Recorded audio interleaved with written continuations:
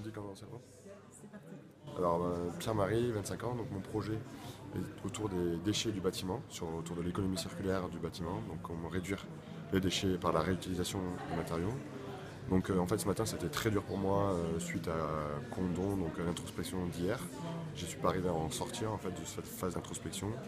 Cet après-midi ça va un peu mieux, mais là je suis encore en questionnement par rapport à moi et je pense que j'ai pas vraiment de solution sur mon problème, mais que je vais plus questionner les gens sur la posture à avoir et essayer de trouver en tout cas les personnes qui me donnent confiance sur le projet. Moi je sors d'un crash test avec deux personnes, un banquier, vraiment vieille école, 35 ans de boîte, vraiment il s'est présenté comme ça, donc assez particulier au premier abord, et une autre personne qui pour le coup avait décidé de monter son entreprise, qui est toujours à son entreprise, sur la mise en relation producteur-consommateur de denrées alimentaires locales.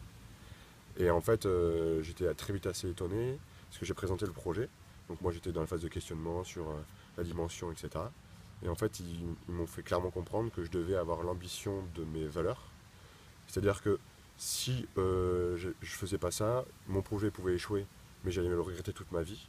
Alors que si je poussais mes valeurs et vraiment ce qui m'animait dans ce projet, c'est-à-dire l'économie circulaire du bâtiment et que demain on construise les bâtiments neufs à partir des anciens, et que je poussais cette logique jusqu'au bout et que j'essayais de le faire à fond, et bien que même si quelque part mon projet à un moment ne pouvait pas fonctionner, mais j'aurais aucun regret à l'avoir fait et j'aurais été intègre et éthique vis-à-vis de moi-même.